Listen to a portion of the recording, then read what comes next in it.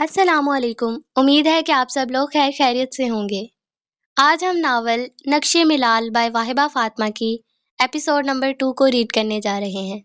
آپ لوگ اپنا ریویو ضرور شیئر کیا کریں تاکہ ہمیں پتہ چل سکے کہ ہماری سٹوریز آپ کو اچھی لگ رہی ہیں یا نہیں۔ وہ پارلر کے باہر پہنچے تو عماد نے اس کی جانب شرارت بھرے انداز میں دیکھا۔ ویسے تو آج کل کے میک اپ پر مجھے پورا بھروسہ ہے کہ دنیا کا سب سے بڑا جادو پارلرز میں ہوتا ہے، مگر پھر بھی بیوٹیشن سے کہنا اچھے سے تیار کرو کہ میں چڑیل نہیں لگوں۔ آخر دلہے کی بہن ہوں، کچھ تو انسانوں جیسی شکل۔ آؤچ! وہ بات کے دوران ہی حریم کے بازو پر ایک زوردار قسم کی چٹکی کاٹے جانے پر بلبلایا تھا۔ تم سے تو زیادہ اچھی لگوں گی چمار کہیں کے۔ شکل دیکھو اپنی۔ مجھے تو ڈر ہے عصمہ کے خاندان والے دلہا دیکھ کر یہ نہ کہہ دیں یہ دلہا واقعی انسان ہے یا کسی نے ڈڈو سیدھا کیا ہے۔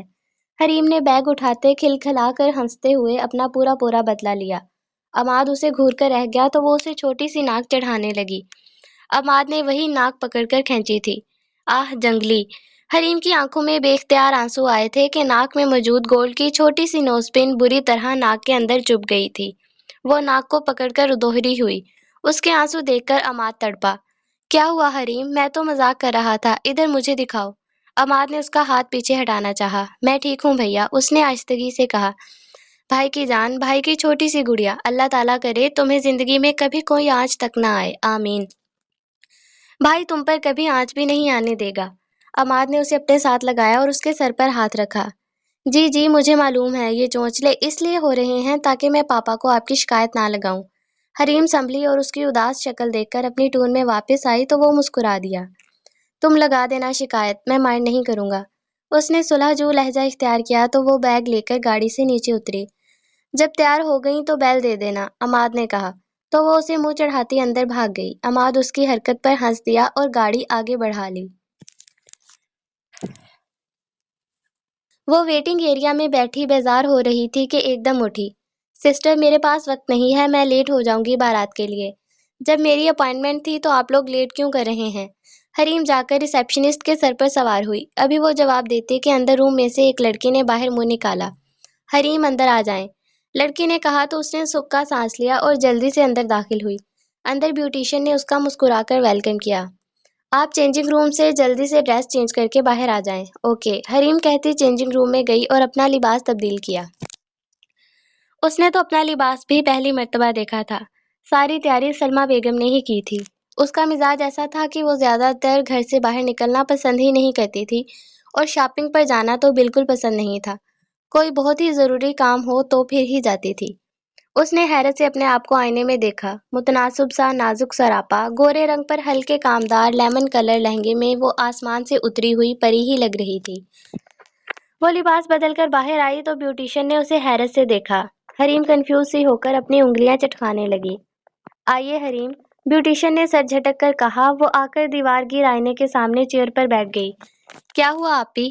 آپ ایسے کیوں دیکھ رہی تھی مجھے؟ عجیب لگ رہی ہوں اس ڈریس میں۔ حریم زیادہ دیر خاموش بیٹھ ہی نہیں سکتی تھی، تبھی اب اپنی کنفیوژن دور کرنے کو پوچھ ہی لیا۔ میں یہ دیکھ رہی تھی کہ برائڈل کے حساب سے آپ کا ڈریس کافی زیادہ سمپل ہے۔ برائڈل میک اپ تو اس ڈریس پر سوٹ ہی نہیں کرے گا۔ بیوٹیشین کی بات پر حریم اپنی جگہ سے اچھلی۔ واٹ؟ آپ ہی یہ کیا کہہ رہی ہیں آپ؟ میرا برائڈل نہیں پارٹی میک اپ ہے۔ حریم نے جلدی سے اس کی غلط فہمی دور کرنے کی کوشش کی۔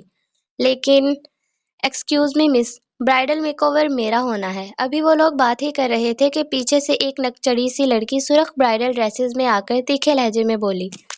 اوکے بیٹھیں آپ بھی۔ وہ لڑکی حریم کے ساتھ والی سیٹ پر بیٹھ گئی۔ بیوٹیشین کا ہاتھ تیزی سے چلنے لگا۔ تقریباً 20 سے 25 منٹ میں حریم بالکل تیار تھی۔ لیمن کلر لہنگی کے اوپر پارٹی میک اوور، لمبے گھنے سیاہ بال کمر پر کرل کر کے کھلے چھوڑے گئے تھے۔ وہ خود کو آئینے میں دیکھ کر حیران تھی کہ یہ وہی تھی۔ آپ بھی کافی تیز میک اپ ہے یہ، اس نے جذبر سا ہوتے منہ بنا کر کہا۔ ارے بھائی دلہے کی بہن ہو، روز روز بھائی کی شادی تھوڑی ہوگی، اٹس اوکے، پوری قیامت لگ رہی ہو۔ بیوٹیشین نے مسکرا کر کہتے آنکھ ونک کی۔ وہ بھی ہنس دی تھی۔ اس نے بیگ سے فون نکال کر عماد کو کال کی تھی جو دوسری بیل پر ریسیو کر لی گئی۔ ہاں میں رستے میں ہوں، بس پہنچ ہی رہا ہوں حریم۔ پیچھے ٹریفک کے شور میں سے عماد نے بلند آواز کر کے اسے بتایا۔ اوکے آرام سے آؤ، حریم نے کہا اور فون رکھ دیا۔ ادھر عماد نے فون رکھا، عین اسی وقت گاڑی ہچکولے کھاتی اپنی جگہ پر جام ہو چکی تھی۔ شٹ، کیا مصیبت ہے! اس نے سٹیئرنگ پر ہاتھ مارا۔ ادھر وہ اب ویٹنگ ایریا میں بیٹھی انتظار کر کے بیزار ہو چکی تھی کہ تبھی ایک لڑکی اندر آئی۔ حریم، اس نے پکارا۔ جی، وہ جلدی سے اپنا بیگ لے کر کھڑی ہوئی۔ آپ ہی حریم ہو؟ جی جی، باہر آپ کے گھر والے آپ کو لینے آئے ہیں۔ اوکے، لڑکی کی اطلاع دینے پر وہ سر ہلاتی پارلر سے باہر نکلی۔ ادھر ادھر دیکھا، عماد کی گاڑی تو کہیں بھی نہیں تھی۔ اب پریشانی سے اندر واپسی کے لیے مڑی ہی تھی کہ محض چند ساعتوں کی دیر تھی۔ ایک وین اس کے پیروں میں چرچرائی اور اسے دائیں بائیں بازوؤں سے دبوچ کر وین میں کھینچ لیا گیا۔ ان لوگوں نے حریم کے منہ سے چیخ نکلنے کا موقع تک نہیں دیا تھا جب ایک موٹا کپڑا رکھ کر اس کی چیخ کا گلا دبا دیا گیا۔ گلی میں اس وقت کوئی بھی بندہ موجود نہیں تھا۔ وین ہوا سے باتیں کرتی اپنے پیچھے دھول اڑاتی دیکھتے ہی دیکھتے وہاں سے اوجھل ہو گئی۔ حریم کی ہر مزاحمت دم توڑ رہی تھی۔ وہ جانے کون لوگ تھے، بے تحاشا ظالم اور بے حس، جو اسے بری طرح دبوچ کر بیٹھے تھے۔ اس نے خود کو چھڑانے کو ہاتھ پیر چلائے، مگر ان لوگوں نے اس کے کمر پر ہاتھ باندھ کر منہ پر ٹیپ لگا دی۔ اسے سیٹ کے نیچے پھینک کر اوپر کپڑا ڈال دیا گیا تھا۔ حریم کے آنسو اس کے بالوں میں جذب ہوتے رہے۔ لاکھ کوشش کرنے کے باوجود کوئی ایسا قصور یاد ہی نہیں آیا جس کی پاداش میں اسے اتنی بھیانک سزا مل رہی تھی۔ یہ آدھے گھنٹے کا سفر بے تحاشا جان لیوا تھا، پل پل اذیت میں ڈوبا۔ اے کاش آج وہ پارلر جانے کے لیے نکلی ہی نہ ہوتی۔ عام دنوں کی طرح آج بھی وہ بول دیتی کہ اسے گھر ہی تیار ہونا ہے، کہیں نہیں جانا، مگر اب جانے کن کے چنگل میں پھنس گئی تھی۔ خوف و دہشت کے مارے حریم کا دل بند ہونے کو تھا۔ وہ لوگ خاموش تھے، آپس میں کوئی بات نہیں کر رہے تھے کہ حریم سمجھ پاتی کہ اسے کیوں اور کس مقصد سے اغوا کیا گیا۔ ان لوگوں نے دوبارہ اسے ہاتھ بھی نہیں لگایا تھا، نہ آپس میں کوئی غلیظ بات کی تھی کہ ان کے مکروہ عزائم معلوم ہو جاتے۔ حریم دل ہی دل میں آیت الکرسی کی ورد کیے گئی۔ گاڑی ایک جھٹکے سے کہیں رکی تو اس کا دل اچھل کر حلق میں آیا تھا۔ یا رحم، یا اللہ مدد فرما، لبوں سے بے اختیار ہی ادا ہوا۔ وہ بے تحاشا رو دی۔ رفیق نے گاڑی سے اتر کر گارڈ جو وہاں سے جانے کا اشارہ کیا تو وہ سب وہاں سے چلے گئے۔ اب رفیق نے اسے بازو سے گھسیٹ کر گاڑی سے نکالا اور حویلی کے اندر کی طرف بڑھا۔ حریم کے اوپر وہ لوگ سیاہ کپڑا ڈالے اسے کہیں گھسیٹ کر لے جا رہے تھے۔ وہ ایک شخص تھا جو اسے بازو سے گھسیٹ کر کہیں لے جا رہا تھا۔ حریم کے ٹیپ لگے منہ سے دبی دبی چیخیں برآمد ہونے لگی۔ وہ بری طرح مچلتی رہی، مگر رفیق رکا نہیں۔ حویلی کی خاموش دہشت زدہ سے لاؤنج سے گزر کر وہ اسے لے کر سیڑھیاں چڑھنے لگا۔ سیڑھیاں چڑھ کر دوسری منزل کے چوتھے کمرے تک آیا۔ دروازہ کھول کر اسے اندر دھکیلا اور خود دروازہ لاک کر کے انہی پیروں واپسی کے لیے مڑ گیا۔ حریم اس سرد سے کمرے کے دبیز کارپٹ پر گری تھی، سیاہ کپڑا سے رکھ کر دور جا گرا۔ وہ تڑپ کر سیدھی ہوئی۔ کمرہ کافی عالیشان تھا اور اس میں ملگجا سا اندھیرا تھا، مگر وہ یہاں کیوں تھی؟ یہ چیز سوچ سوچ کر وہ پاگل ہو گئی تھی۔ اس نے کافی ہاتھ پیر چلائے مگر اپنے بازو اسے مضبوط رسی سے آزاد نہ کروا سکی۔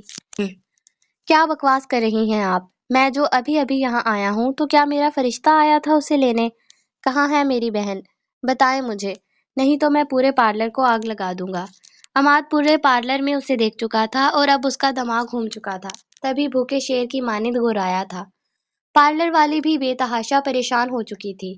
یقین کریں مسٹر عماد، ہمارے پارلر کا ایک نام ہے، ایک مقام ہے۔ ہم اپنے کسٹمر کی جان و مال کی حفاظت خود سے بھی بڑھ کر کرتے ہیں۔ باہر یہی کہا گیا تھا کہ حریم کو بلا دیں، اس کے گھر والے لینے آئے ہیں۔ پارلر والی نے تحمل سے اسے سمجھانے کی کوشش کی۔ عماد اب پریشانی کے عالم میں باہر نکلا تھا۔ پاپا کو بھی فون پر تمام صورتحال سے آگاہ کر دیا۔ وہ بالا ہی بالا اسے آس پاس ہر جگہ ڈھونڈتے پھرے، کوئی سراغ بھی تو نہیں مل رہا تھا کہ وہ کون لوگ تھے جو اسے لے کر گئے۔ یوسف صاحب اور عماد نے بہت ڈھونڈا مگر وہ کہیں نہ ملی۔ سلمہ بیگم نے رو رو کر برا حال کر لیا، مگر ان میں اتنی تو انسانیت زندہ تھی کہ وہ اپنی بچی کی پریشانی کی وجہ سے کسی دوسرے کی بچی کو دلہن بنا کر یوں ہی بیٹھا رہنے کو نہیں چھوڑ سکتے تھے۔ اس سب میں اس معصوم کا کیا قصور تھا؟ عماد نے منع کرنا چاہا مگر یوسف صاحب نے سختی سے حکم دیا کہ وہ لوگ بارات لے کر لازمی جائیں گے۔ اب وہ لوگ بارات لے کر گئے اور سادگی سے اسما کو رخصت کروا لائے۔ بارات گھر واپس آئی، پورے گھر پر عجیب سوگواریت سی پھیل گئی۔ یوسف صاحب تو حال سے ہی حریم کی تلاش میں پھر سے نکل گئے تھے۔ اب گھر میں چند مہمان سلمہ بیگم تھیں۔ عماد اسما کے پہلو میں بیٹھا بے تحاشا بے چینی سے پہلو بدل رہا تھا کہ تبھی ایک دھیمی سی نسوانی آواز سنائی دی۔ آپ میری فکر مت کریں، کسی کی بھی پرواہ مت کریں، جائیں چینج کر کے حریم کو ڈھونڈنے جائیں۔ اسما نے اس کے کان میں سحر طاری کیا۔ بہت شکریہ اسما، عماد نے نم آنکھوں سے کہا اور فوراً وہاں سے اٹھا۔ سلمیٰ بیگم کی پریشانی کے باوجود وہ چینج کر کے دوبارہ گھر سے باہر نکل گیا۔ امید ہے کہ آپ کو یہ ویڈیو اچھی لگی ہوگی۔ اپنا فیڈ بیک دیا کریں کمنٹس میں تاکہ ہمیں پتہ چل سکے کہ ہم کیسا کام کر رہے ہیں۔ چلے ملتے ہیں نیکسٹ ویڈیو میں، مگر آپ چینل کو سبسکرائب کرنا مت بھولیں۔ شکریہ۔